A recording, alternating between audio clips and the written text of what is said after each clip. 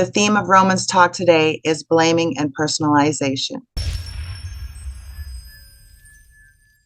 Are you a blamer? Do you tend to blame people for things that happen? Or are you a personalizer? Do you tend to personalize things that happen to you? Blaming and personalization is a cognitive distortion. And so we're going to be talking about it today as a part of our series of talking about different cognitive distortions that we can have. Cognitive distortions are things that we can believe or think that is ultimately either false or just very unhelpful. So it's a way of thinking that's false or unhelpful, and it contributes to mental illness. So all of us have cognitive distortions at one point or another. To be healed is to be balanced. And to be balanced is going to take effort on our part to maintain an equilibrium, to maintain a balance. We have to watch our thoughts. So if you're anything like Brene was a blamer. Okay, so one time she was just having a cup of coffee and she was wearing like pastel colored clothing, and here she's probably got her white carpets and everything like that. And she goes to set the cup of coffee down and it splashes everywhere. She spills the coffee and it just makes a total mess. The first thing that comes out of Brene's mouth is, "Dang it, Steve." Now, Steve is Brene's husband. And no, Steve was not there in the living room or even home at that time. But Steve was to blame in her mind because, you see, he came home late last night. And by him coming home late last night, that made her have to stay up and not be able to get as much sleep. And that's why she needed that second cup of coffee. Otherwise, she wouldn't have been drinking that second cup of coffee. Then it wouldn't have spilled everywhere. You see the mental gymnastics that she's going through at this moment to find someone to blame for this very terrible thing that has just happened. But is that what you do? Are you a dang it, Steve type of person? Whether we're blaming another person or we're personalizing or we're taking the blame on ourselves, it's often cognitive distortion to do this. In fact, most of the time it is. Why? Because if you were to view things from a balanced perspective, you would realize that there are actually multiple factors that contribute to something going wrong. Not just Steve, or not just me. But a lot of people say, well, I prefer to blame myself because at least it gives me some semblance of control. But even if it were as simple as having someone that we could just heap the blame on, it's not helpful. You can't change the past. So finding someone that we can blame and say, hey, this is your fault. You did this. Now what? Since blaming is really about actually discharging the pain and the comfort of the situation, we don't actually have left the tenacity and the grit necessary to hold someone accountable or to even hold ourselves properly accountable.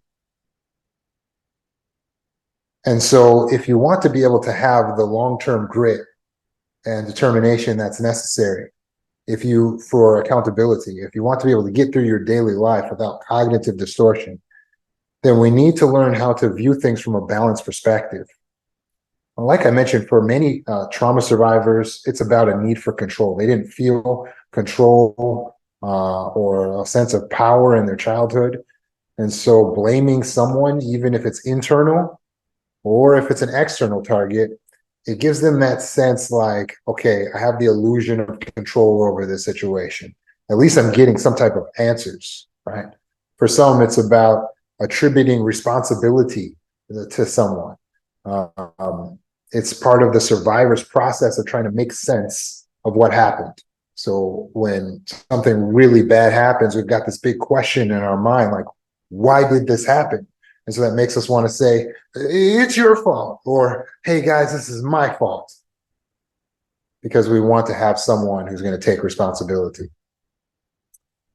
A lot of times it's about the emotions because we can't cope with the anger that we're feeling, the grief that we're feeling over what's happened.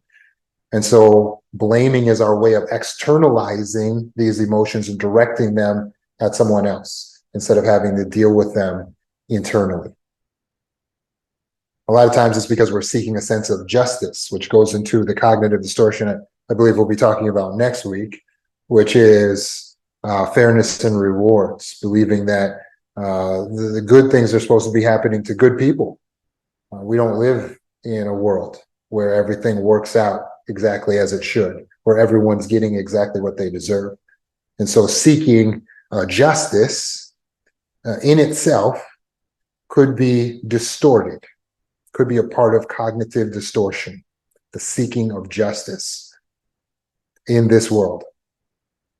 Avoidance and trying to avoid being blamed yourself could be a part of the reason why you're blaming others, or trying to spare other people's feelings could be part of the reason why you're trying to blame yourself. Many trauma survivors have a fragmented self-identity, so they don't really feel like they really know who they are. And so blaming others is a way of externalizing the fractured aspects of their identity and projecting the negative feelings on external targets. Or blaming themselves is a way of trauma dumping on their own selves, which is the fawn response that they've learned since childhood. Hey, I'll make sure everyone's okay by just taking all of the blame on me. Don't worry. I'll take the onus. I'll take the responsibility. I'll take the punishment. I'll take the blame. And so in this way, they feel like they're surviving better by taking all that blame on. But now we need to achieve balance. Because if you want to heal, then you need to be balanced.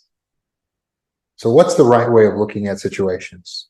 Well, with nuance, In other words, recognizing that it's not simple, one big entity that you can place all of the responsibility on.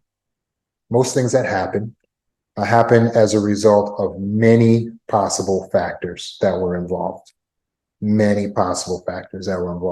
Let's just go through the possible factors that are involved when Brene dropped her coffee. Isn't it true that she made a mistake? So there we have imperfection, one of the big causes of suffering and mistakes and problems that occur. Just imperfection. It's a universal issue. Isn't it true that she did actually stay up late and there was a chain reaction there from her husband coming in? True. But it's extreme to say he's the only thing to blame. So now we have multiple factors. She made a mistake, and then it's him. Well, she might not have been that mad if she hadn't have chosen to wear that outfit that day, right? Or also there's the choice to drink the second cup of coffee, right? And so there's multiple little factors that lead up to a situation where something goes wrong. So we're not doing ourselves a favor to act as if it's all very simple. Wisdom is not assuming you know. Wisdom is recognizing there's so much you do not know. And so to be balanced, we need to utilize our tools to cope with the difficulty of something going wrong instead of pointing the finger and blaming. So here's some tools you can use. I'll give you 3. And then we'll try kind of working together to put these into practice. 3 tools you can use to immediately avoid the blame situation. Number 1, seek balance. So reframe the situation as being more balanced. Okay, so what is the balanced perspective? I'll give you a hint. In order to do this properly, you're going to look for the way in which the situation is not anyone's fault. Okay, we're going to look for the philosophy, the proper philosophy on life, so that we can see the situation as not being anyone's fault. So that's number 1. We're going to reframe in balance. Number 2, we're going to do a positive reframe, meaning we're going to find what's actually good about what just happened. This helps to mitigate those feelings of anger and frustration that we feel when something goes wrong. So we're going to do a positivity reframe, means we're going to look for what's actually good about this. And for most things, even though they can be very terrible, we can actually find what they call the bright side or the silver lining of the situation. It does help us to take a moment and reflect on that silver lining or that positive aspect of the situation. Why? Because the brain, the subconscious mind, needs an excuse to give you good chemicals. And right now, if we're just focusing on everything that's bad about the situation, then the brain has only excuses to drop you the painful, uncomfortable chemicals. The unpleasant sensations is all you're getting because you're focusing the mind on all the unpleasant, violating aspects of what happened. So take a moment and reframe what's good about situations. So those are two tools we can use. First of all, we want to reframe it as being from a balanced perspective. Second, we want to do a positive reframe. And then third, we want to ask ourselves, what do I control? What do I still control? As humans, we need to be in personal power. This is a need, not a want.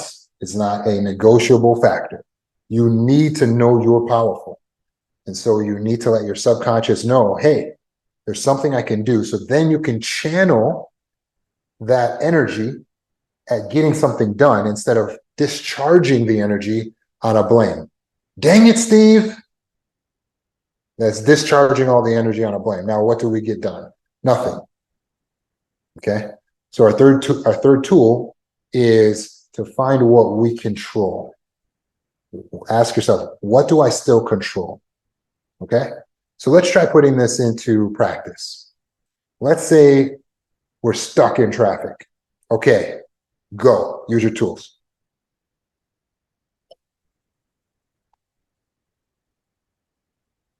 The blamer of others says, oh, if that driver hadn't cut me off back there, I wouldn't be stuck in traffic right now. The self-blamer says, I should have taken a different route. It's my fault that I'm late. But both of those are going back to our cognitive distortions. So how can we handle this utilizing our tools? For instance, how can we look at the situation from a balanced perspective? From a perspective of balance, a traffic delay. How about, well, these things happen to everyone, especially when we live in a big city. How about, I'm actually grateful that there are so many people in the city to support the infrastructure that I enjoy.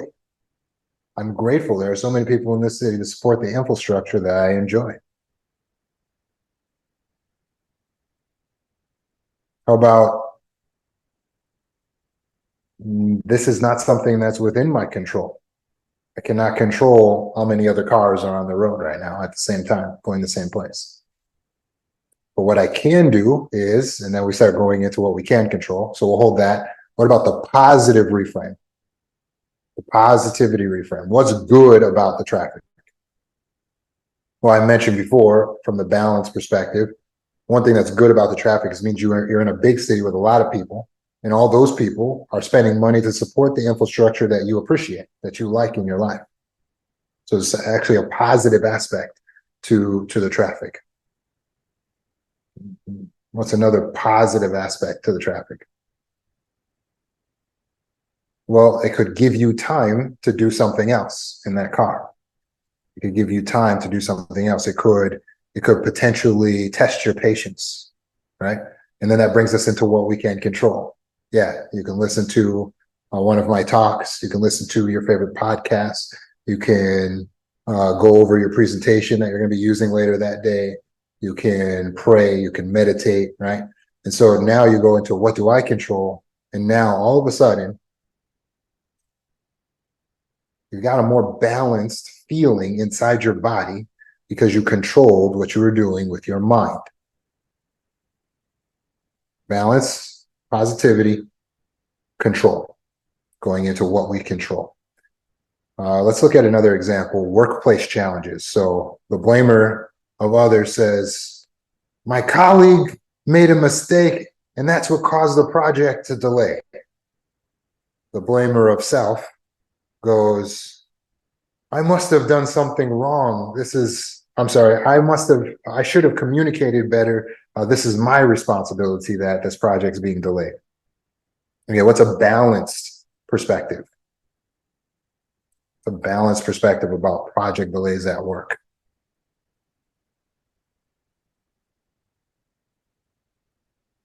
How about work's tough? Work's tough. That's why they hire people like me to come in here and solve these problems. Because if it were easy, then they wouldn't have to hire anyone. Life's hard. That's a balanced perspective. Positivity. I'm glad I have a job. I'm glad I was hired to do this. I'm happy to be able to put my skills to the test under pressure. Positivity. Well, we still have a project. Like we still have an opportunity to make this thing happen. We're not fired yet.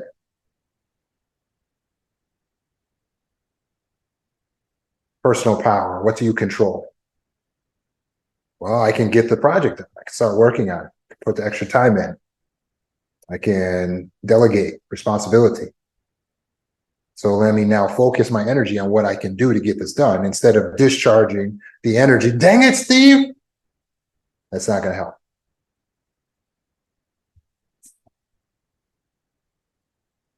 Let's take another example. Let's say you have health challenges.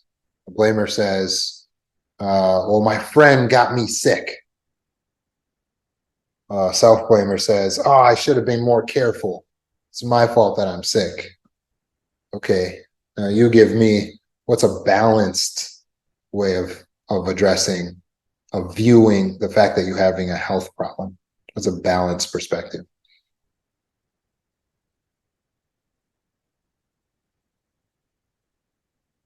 Where we don't blame anyone. How about this can happen to anybody? Anybody can get a health problem. Anyone can have a health concern. If you're alive, chances are you're going to get sick at some point. So why not me? Positivity reframe. How do we find something positive in having a health concern? Well, this is going to boost my immunity after this. Hopefully I won't end up getting the same thing. Well, now I'll be immune. Well, if I overcome this, then I know I can overcome anything. Well, this will help me to be a good example to others who are going through things like this or having to cope through things like this. What do we control? Focus on what we control. I'm going to focus my attention and my energy on getting better. I'm going to focus my attention and my energy on getting better. I want to overcome this. What do we control? Well, I'm going to be careful not to get other people sick. Now, what's happening here? We're able to put that energy on actually healing, because it takes energy for your immune system to heal the body. And so if you're spending out all that energy on trying to blame and figure out whose fault it is, then it's going to make it more difficult for you to heal. It becomes an impediment for your healing. Let's take another example. Relationship issues. The blamer says, my partner's mood ruined our evening. The self-blamer says, I must have said something wrong. It's my fault that we had an argument. What's balance?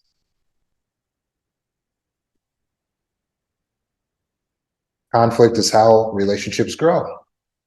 It's only through conflict that we learn to understand each other better. Conflict is not a bad thing. Positive reframe. How do we reframe this positively? I'm glad that we've got that discussed. Now we can be better for each other than ever. Now I understand her better. Now I hopefully they understand me better. This could be the best period of our relationship ever after this. If we get through this situation, then it will show me that this relationship can really stand the test of time. Go into what you control. What do I control? There's a relationship issue. What do I control? You don't control the other person. You say, I'm going to do my best to avoid making the same mistakes that led into this. I'm going to do my best to alter my contribution to make sure I don't cause any more of these relationship issues. That's taking personal power, personal accountability. I'm going to address this matter very calmly. I'm going to make sure I take notes on our discussion. I'm going to write things down. Let's do another example. Okay, we'll put this one on you. Financial struggles. Financial struggles. A blamer says, well, if my employee had given me a raise, then I wouldn't be in debt right now. A self-blamer says, oh, I should have budgeted better. It's my financial mismanagement. Okay, go. Use the tools. Balance. What's a more balanced way of looking at a financial struggle?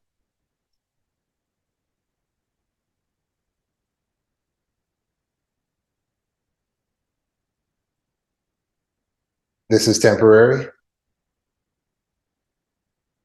Financial problems can be some of the best problems to have because at least it's not health or something irreversible. With financial problems, you can potentially come out of them.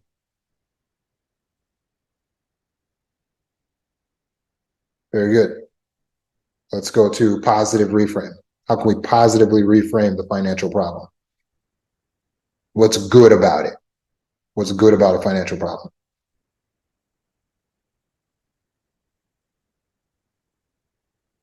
We could say, oh, this is going to really help make my book more interesting when I tell how I overcame this before I became a millionaire. That's a positive reframe. Oh, this is going to make my book so much more interesting when I talk about how I overcame this. That's a positive reframe. Or well, now I'm so much more relatable to other people. I'm so much more relatable because other people are struggling. Or I've learned a lesson from this. I've learned a lesson from this. Right? Finally, control. What do we control? What do we control when it comes to our finances? Going back to the lesson, we say, okay, now I know how I'm going to do this better next time. Next time I get some change in my pocket, I know how I'm going to manage it all better. I know what I'm going to do. Hindsight is 2020. So I know what I need to do. Personal power. What do we control? Well, I'm going to work hard and pull myself out of this. This time I'm going to start a business so that I have something to supplement my income at work. That's getting into personal power. Now we can take all that energy, all that emotional energy over the financial crisis that we're in, and instead of blaming someone or taking all the blame on ourselves, we're now looking at it from a balanced perspective. Okay, it happens to anyone. We got a lesson to learn. Now we get to work. We put the effort, the energy into the effort. And we can build something out of that that puts us in a better situation tomorrow. If we change the way we think right now, we can change our reality for tomorrow, especially when it comes to things like finances. It's one of the most changeable things. Let's say you're having technology issues. The blamer says, oh man, the software developer didn't fix this bug properly. The self-blamer says, oh, I messed something up in my settings. I know this is my fault that this computer's crashing. Okay. How can we look at this from a balanced perspective? Technology is imperfect. It's an imperfect invention, but I'm sure glad it exists. Better to have it than not. Positive reframe. This technology issue will hopefully help the developers to develop a fix on this. Oh, this will give me a good opportunity to put my phone or my computer down and get away from my technology for a little while. What do we control? Let me put my phone or my computer away and try to do this by hand. Let me walk since the car's not working right now. What happens when we do that? We get rid of cognitive distortion, which leads to mental illness. Is this making sense? Do you feel like you're developing the skills as we go through this to be able to reframe things? You take this example. and you do the reframe work on it. Let's say you're having a home maintenance issue. A blamer of others will say, "Oh, this contractor did a poor job on the home repairs. It's his fault." A self-blamer will say, "Oh, I should have hired a better contractor. It's my fault." Okay. There's a problem with the house. It's a maintenance issue. Use your tools. Go.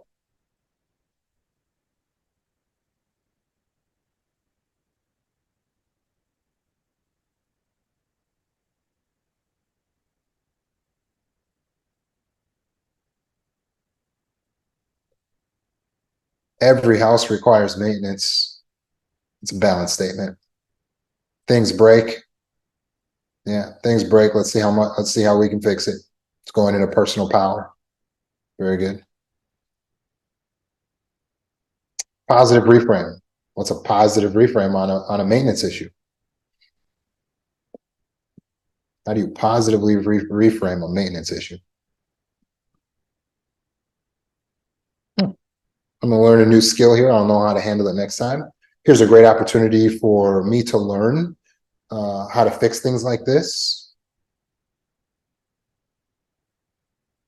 When we fix this, it's probably going to turn out to be better than it ever was before.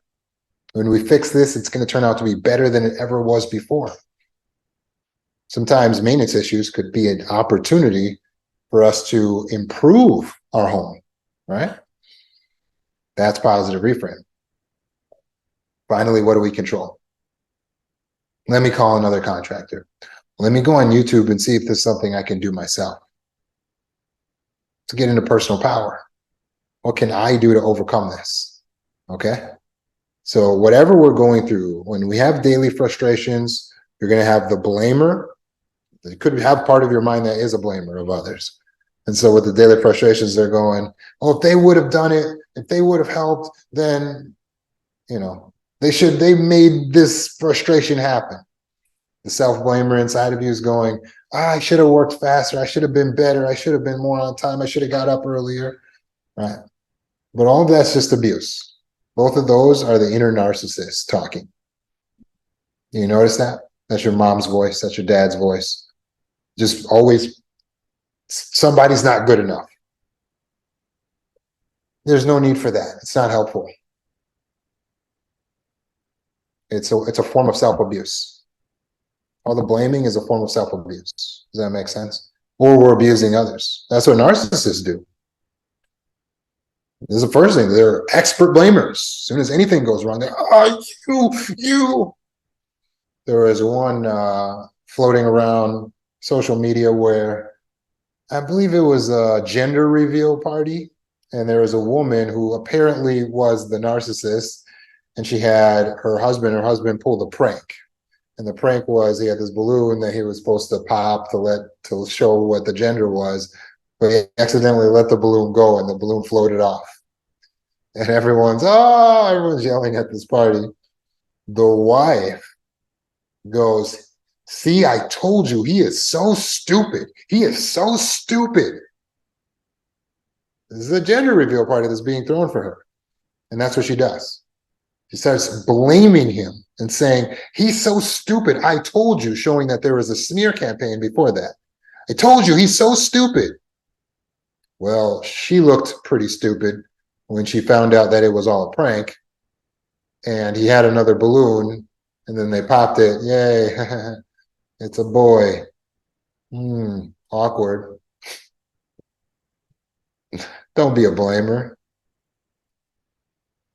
Don't be a blamer. It makes you look foolish. It makes you look foolish. It's not accessing our intellect. It's not showing patience.